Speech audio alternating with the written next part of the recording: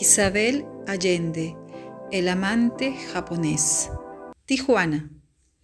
En los meses benditos de 1955, en que Alma e Ichimei pudieron amarse libremente en el miserable motel de Martínez, ella le confesó que era estéril. Más que una mentira, fue un deseo, una ilusión. Lo hizo para preservar la espontaneidad entre las sábanas, porque confiaba en un diafragma para evitar sorpresas y porque su menstruación había sido siempre tan irregular que el ginecólogo, donde su tía Lilian la llevó en un par de ocasiones, le diagnosticó quistes en los ovarios que afectarían su fertilidad. Como tantas otras cosas, Alma postergó la operación, ya que la maternidad era la última de sus prioridades. Supuso que ella mágicamente no iba a quedarse encinta en esa etapa de su juventud. Esos accidentes le pasaban a mujeres de otra clase, sin educación ni recursos. No se dio cuenta de su estado hasta la 10ª semana, porque no llevaba la cuenta de sus ciclos, y cuando lo supo, confió en la suerte durante 2 semanas más. Tal vez era un error de cálculo, pensó, pero si se trataba de lo más temible, con ejercicio violento se resolvería solo. Empezó a ir a todos lados en bicicleta, pedaleando con furia. Verificaba a cada rato si había sangre en su ropa interior y su angustia iba aumentando con los días, pero siguió acudiendo a las citas con Ichimei y haciendo el amor con la misma frenética ansiedad con que pedaleaba cerro arriba y cerro abajo. Finalmente, cuando no pudo seguir, dejando de lado los senos hinchados, las náuseas matinales y los sobresaltos de la ansiedad, no recurrió a Ichimei, sino a Nathaniel, como había hecho desde que eran niños. Para evitar el riesgo de que los tíos se enteraran, lo fue a ver al estudio jurídico Velasco y Velasco, la misma oficina en la calle Montgomery que existía desde los tiempos del patriarca, inaugurada en 1920, con sus muebles solemnes y estanterías de volúmenes legales empastados en cuero verde oscuro, un mausoleo de la ley, donde las alfombras persas ahogaban los pasos y se hablaban en susurros confidenciales. Nathaniel estaba detrás de su escritorio, en mangas de camisa, con la corbata suelta y el pelo revuelto, rodeado de pilas de documentos y libracos abiertos, pero al verla se adelantó de inmediato a abrazarla. Alma escondió la cara contra su cuello, profundamente aliviada de poder descargar su drama en ese hombre que nunca le había fallado. «Estoy embarazada», fue todo lo que atinó a decirle. Sin soltarla, Nathaniel la llevó al sofá y se sentaron al lado el uno de la otra. Alma le habló del amor del motel y de cómo el embarazo no era culpa de Ichimei, sino de ella, que si Ichimei lo supiera, seguramente insistiría en casarse y asumir la responsabilidad de la criatura. Pero ella lo había pensado bien y carecía de valor para renunciar a lo que siempre había tenido y convertirse en la mujer de Ichimei. Lo adoraba, pero sabía que las desventajas de la pobreza acabarían con su amor. Frente a la disyuntiva de elegir entre una vida de dificultades económicas en la comunidad japonesa, con la que no tenía nada en común, o permanecer protegida en su propio ambiente, la vencía el miedo a lo desconocido. Su debilidad la avergonzaba. Ichimei merecía amor incondicional. Era un hombre maravilloso, un sabio, un santo, un alma pura, un amante delicado y tierno en cuyos brazos se sentía dichosa. Dijo en un rosario de frases atropelladas, sonándose la nariz para no llorar, tratando de mantener cierta dignidad. Agregó que Ichimei vivía en un plano espiritual, que siempre iba a ser un sencillo jardinero, en vez de desarrollar su enorme talento artístico o procurar que su vivero de flores fuera un gran negocio. Nada de eso, no aspiraba a más. Le bastaba con ganar lo suficiente para mantenerse. Le importaban un bledo la prosperidad o el éxito. Lo suyo era la meditación y la serenidad. Pero eso no se come, y ella no iba a formar una familia en una casucha de tablas con techo de metal corrugado y vivir entre agricultores con una pala en las manos. Lo sé, Nathaniel, perdóname, me lo advertiste 1000 veces y no te hice caso. Tenías razón, siempre tienes razón. Ahora veo que no puedo casarme con Ichimei, pero tampoco puedo renunciar a amarlo. Sin él me secaría como una planta en el desierto, me moriría y de ahora en adelante pondré más cuidado. Vamos a tomar precauciones. Esto no volverá a ocurrir, te lo prometo, Nathaniel, te lo juro. Y siguió hablando y hablando sin pausa, atorada de excusas y de culpa. Nathaniel escuchó sin interrumpir hasta que ella se le acabó el aire para seguir lamentándose y la voz se le adelgazó a murmullo. A ver si entiendo. Alma, ¿estás embarazada y no piensas decírselo a Ichimei? Resumió Nathaniel. No puedo tener un hijo sin casarme, Nat. Tienes que ayudarme.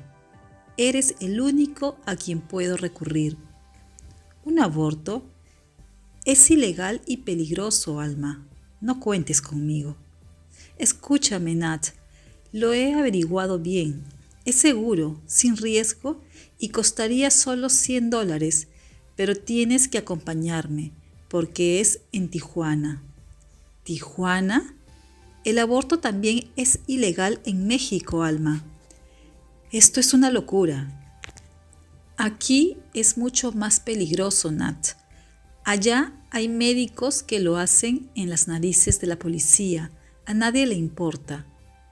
Alma le mostró un trozo de papel con un número de teléfono y le explicó que ya había hecho la llamada para hablar con un tal Ramón en Tijuana. Le respondió un hombre en pésimo inglés, que le preguntó quién la enviaba y si sabía las condiciones. Ella le dio el nombre del contacto, le aseguró que llevaría el dinero en efectivo y acordaron que al cabo de 2 días él pasaría a buscarla en su coche, a las 3 de la tarde, en una determinada esquina de esa ciudad. ¿Le dijiste a ese Ramón que irás acompañada por un abogado?, le preguntó Nathaniel, aceptando tácitamente el papel que ella le había asignado. Partieron al día siguiente a las 6 de la mañana en el Lincoln negro de la familia, que se prestaba mejor para un viaje de 15 horas que el deportivo de Nathaniel. Al principio, furioso y atrapado, guardó un silencio hostil, la boca apretada, el ceño fruncido, las manos engarfiadas en el volante y la vista fija en la carretera. Pero la primera vez que Alma le pidió que se detuviera en una parada de camioneros para ir al baño, se ablandó. La joven permaneció media hora en el lavabo y cuando él estaba a punto de ir a buscarla, la vio regresar descompuesta al automóvil. Vómito por la mañana, Nat, pero después se me pasa, le explicó.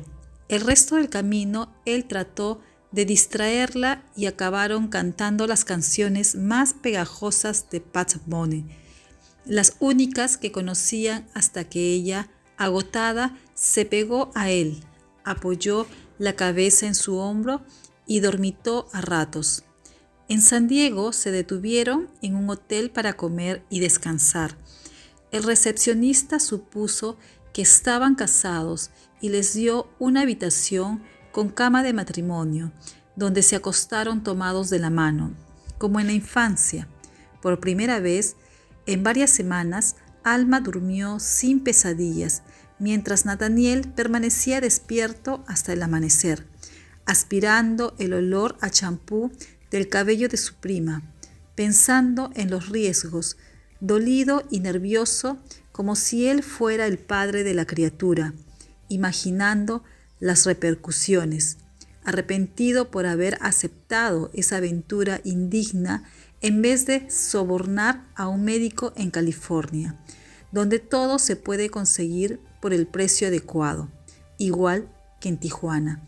Con la primera luz del día, en la rendija de las cortinas, lo venció el cansancio y ya no despertó hasta las 9, cuando oyó las arcadas de Alma en el baño.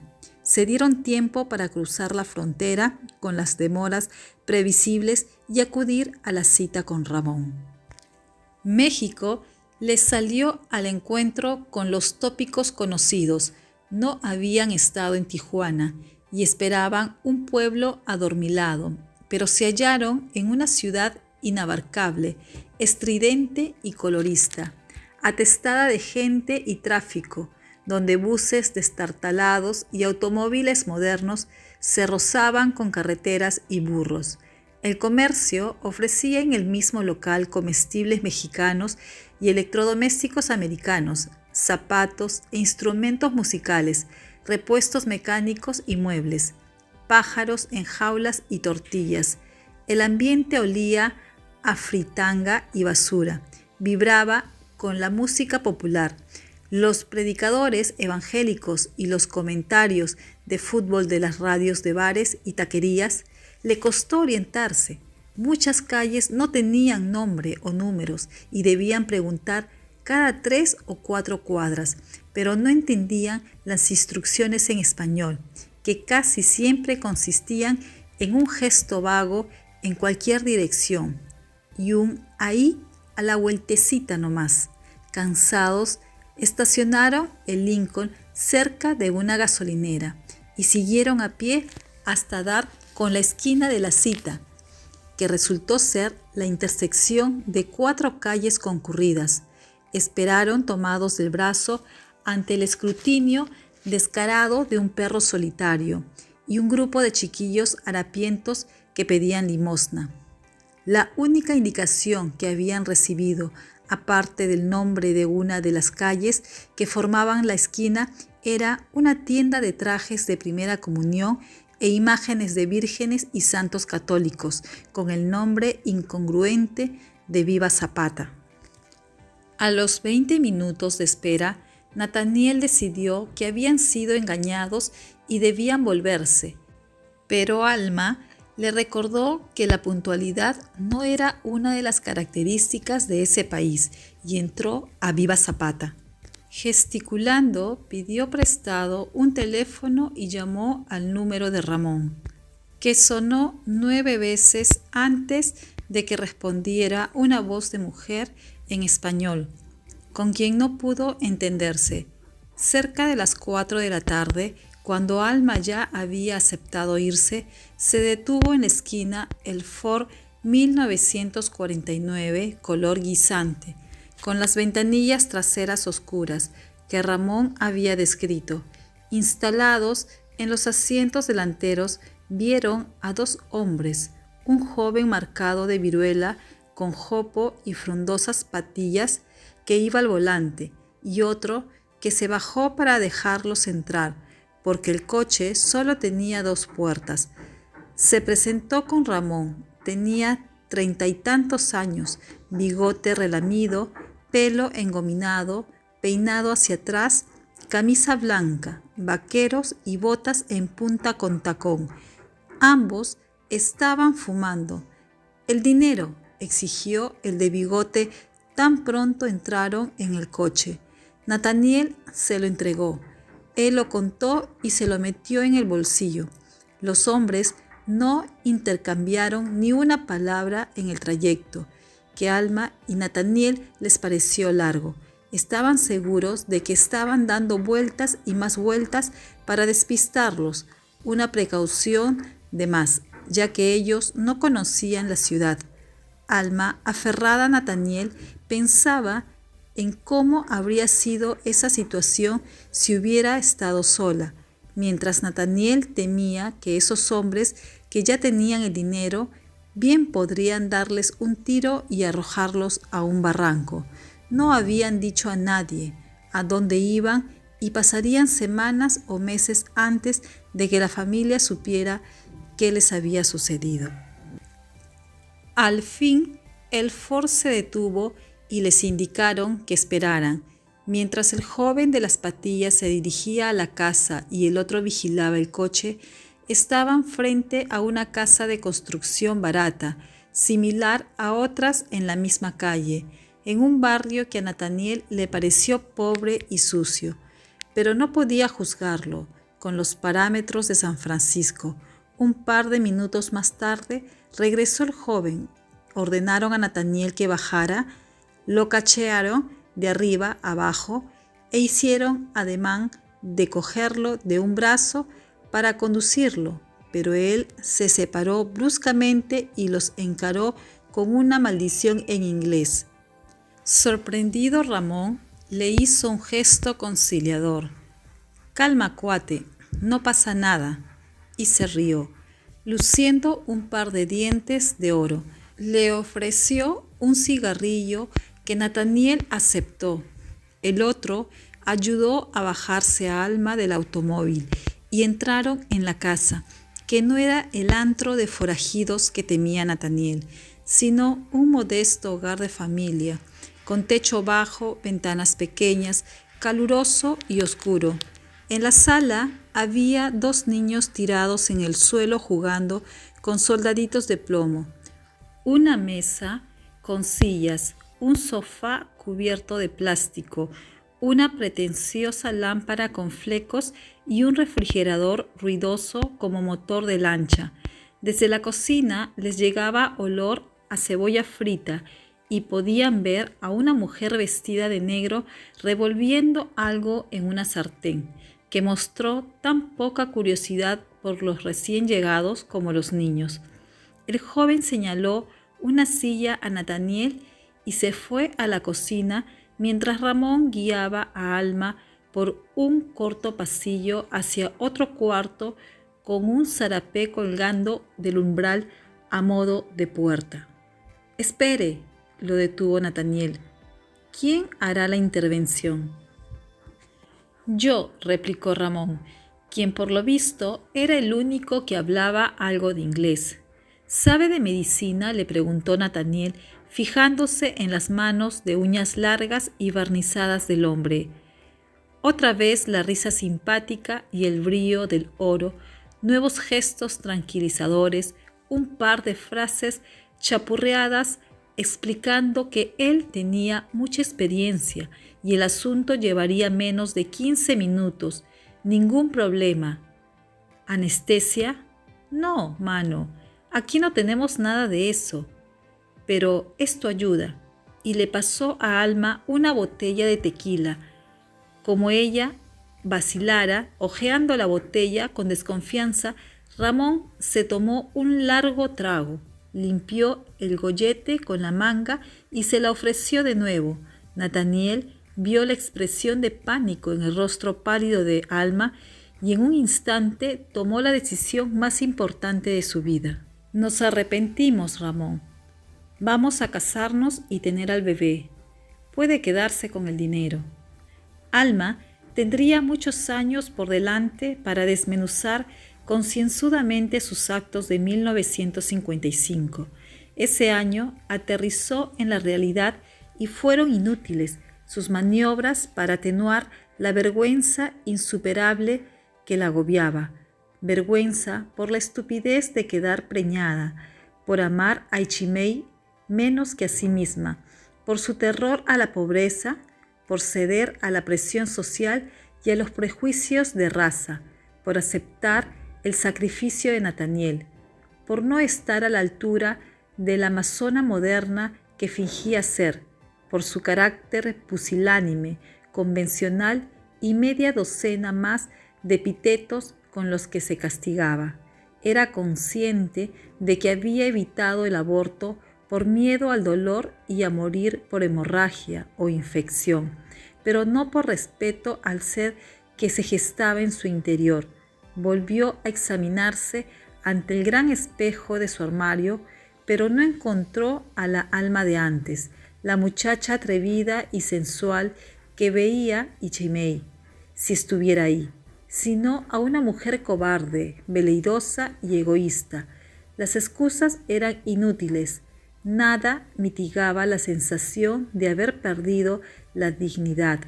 Años después, cuando amar a alguien de otra raza o tener hijos sin casarse se puso de moda, Alma admitiría para sus adentros que su prejuicio más enraizado era el de clase social, que nunca logró superar, a pesar del agobio de ese viaje a Tijuana, que destruyó la ilusión del amor y la humilló hasta el punto de que su refugio habría de ser un monumental orgullo.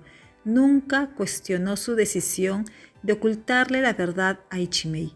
Confesar habría significado exponerse en toda su cobardía. Al volver de Tijuana, citó a Ichimei a una hora más temprana de lo habitual, en el motel de siempre. Acudió altanera y pertrecha, con mentiras, pero llorando por dentro. Ichimei llegó antes que ella por primera vez. La estaba esperando en uno de esos cuartos roñosos, reino de las cucarachas, que ellos iluminaban con la llama del amor. Llevaban 5 días sin verse y varias semanas durante las que algo turbio empañaba la perfección de sus encuentros, algo amenazante que Ichimei sentía que los envolvía como una densa neblina, pero que ella descartaba frívolamente, acusándolo de desvariar por los celos. Ichimei notaba algo diferente en ella. Estaba ansiosa, hablaba demasiado y muy rápido. En cuestión de minutos le cambiaba el humor y pasaba de la coquetería y los mimos a un silencio taimado o a una rabieta inexplicable. Se estaba alejando emocionalmente, no le cabía duda, aunque su brusca pasión y su vehemencia para alcanzar el orgasmo una y otra vez indicaban lo contrario. A veces, cuando descansaban abrazados después de hacer el amor, ella tenía las mejillas húmedas. «Son lágrimas de amor», decía, pero a Ichimei, que jamás la había visto llorar, le parecían lágrimas de desilusión, igual que las acrobacias sexuales le parecían un intento de distraerlo. Con su atávica discreción procuró averiguar qué le pasaba a Alma, pero ella respondía a sus preguntas con una risa burlona o provocaciones de ramera, que aunque fueran en broma, a él le molestaban. Alma se escabullía como lagartija. En esos 5 días de separación que ella justificó con un viaje obligado con la familia a Los Ángeles, Ichimei entró en uno de sus periodos de ensimismamiento. Esa semana continuó labrando la tierra y cultivando flores con la abnegación habitual, pero sus movimientos eran los de un hombre hipnotizado. Su madre, que lo conocía mejor que a nadie, se abstuvo de hacerle preguntas y llevó ella misma la cosecha a las floristerías de San Francisco. En silencio y quietud, inclinado sobre las plantas con el sol en la espalda, Ichimei se abandonó a sus presentimientos que rara vez lo engañaban. Alma lo vio en la luz de ese cuarto de alquiler tamizada por las raídas cortinas y volvió a sentir en las entrañas el desgarro de la culpa. Por un instante muy breve, odió a ese hombre que la obligaba a enfrentarse a la versión más despreciable de sí misma, pero de inmediato volvió esa oleada de amor y deseo que siempre padecía en su presencia. Ichimei, de pie junto a la ventana, esperándola, con su inconmovible fortaleza interior, su falta de vanidad, su ternura y delicadeza, su expresión serena. Ichimei, con su cuerpo de madera, sus cabellos duros, sus dedos verdes, sus ojos cariñosos, su risa que brotaba de lo más profundo, su manera de hacerle el amor como si fuera la primera vez. No pudo mirarlo a la cara y fingió un ataque de tos para ahogar la zozobra que la quemaba por dentro. «¿Qué pasa, Alma?», le preguntó Ichimei, sin tocarla. Y entonces ella le soltó el discurso preparado con esmero de Leguleya sobre cómo la amaba y lo amaría el resto de sus días. Pero que esa relación carecía de futuro. Era imposible, que la familia y los amigos empezaban a sospechar y a hacer preguntas, que ellos provenían de mundos muy diferentes y cada uno debía aceptar su destino, que había decidido proseguir sus estudios de arte en Londres y tendrían que separarse. Ichimei recibió la andanada con la firmeza de quien se ha preparado para ello. Un largo silencio siguió a las palabras de Alma, y en esa pausa ella imaginó que podían hacer el amor desesperadamente una vez más, una despedida ardiente, un último regalo de los sentidos antes de darle un tijeratazo final a la ilusión que habían cultivado desde las caricias atolondradas en el jardín de Seacliff en la infancia. Empezó a desabotonarse la blusa, pero Ichimei la detuvo con un gesto. «Comprendo, Alma», dijo. «Perdóname, Ichimei. He imaginado 1000 locuras para seguir juntos. Por ejemplo, disponer de un refugio donde amarnos en vez de este motel asqueroso. Pero sé que es imposible. Ya no puedo más con este secreto. Me está destrozando los nervios. Debemos separarnos para siempre». «Para siempre es mucho tiempo, Alma. Creo que volveremos a encontrarnos en mejores circunstancias o en otras vidas», dijo Ichimei, procurando mantener su ecuanimidad, pero una helada tristeza le desbordó el corazón, quebrándole la voz. Se abrazaron desamparados, huérfanos de amor. A Alma se le doblaron las rodillas y estuvo a punto de derrumbarse contra el pecho firme de su amante, de confesarle todo, hasta lo más recóndito de su vergüenza, de suplicarle que se casaran y vivieran en una choza y criaran hijos mestizos, y prometerle que sería una esposa sumisa y renunciaría a sus pinturas en seda y el bienestar de Seacliff y al futuro esplendoroso que le correspondía por nacimiento. Renunciaría a mucho más solo por él y por el amor excepcional que los unía.